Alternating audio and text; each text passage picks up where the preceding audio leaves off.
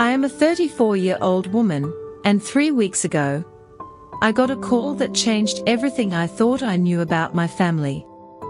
My father, who is 68, collapsed at home and was rushed to the hospital after a serious heart attack. My siblings and I dropped everything and rushed to be by his side, terrified we might lose him.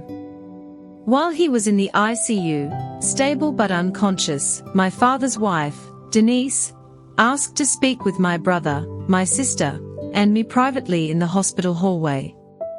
My father married Denise 8 years ago, 4 years after our mother passed away. We never had a close relationship with her, but we tolerated her for our father's sake, and she had never given us a specific reason to distrust her, at least not one we could point to directly. In the hallway, Denise told us that if anything happened to our father, we should not expect to inherit the house. Not because of some unspoken family tradition, but because, according to her, our father had quietly updated his will 5 years ago to leave the house entirely to her, with no provisions for any of us. I stood there stunned, staring at her, waiting for this to somehow be a misunderstanding. My siblings looked equally shocked. Our father had always told us, clearly and repeatedly, that the house, the one he and our mother bought together and raised us in, would eventually be split evenly between the three of us. He said it at holidays. He said it at our mother's funeral. He said it again, just last year, at my sister's birthday dinner. That night, unable to sleep, I started digging through old emails and paperwork we had access to as his emergency contacts.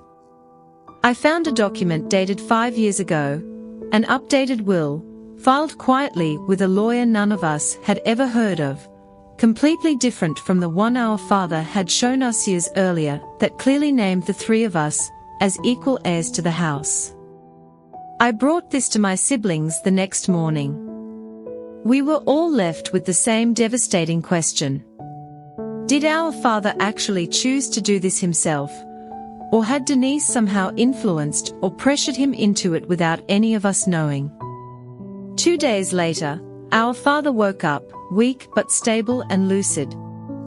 We didn't want to burden him immediately with something this heavy while he was still recovering, but avoiding it felt impossible once Denise made it clear she expected us to already understand the situation. I finally asked him directly, gently, if he knew about the updated will. His face changed instantly, a mixture of guilt and exhaustion. He admitted that yes, he had signed it 5 years ago, but explained that Denise had told him at the time that without the house guaranteed to her, she would have nowhere to live if something happened to him, since her name wasn't on the original deed. I understood his fear for her, but what stung deepest was that he had led us believe for years that nothing had changed, that the promise to split the house between his children still stood, while quietly signing something that erased that promise entirely without ever telling us. The following week, once he was stronger, our whole family sat down together, including Denise. It was one of the tensest conversations we have ever had. My siblings and I made it clear this wasn't about resenting Denise having a place to live. It was about years of being lied to, of being told one thing to our faces, while something completely different existed in writing behind our backs.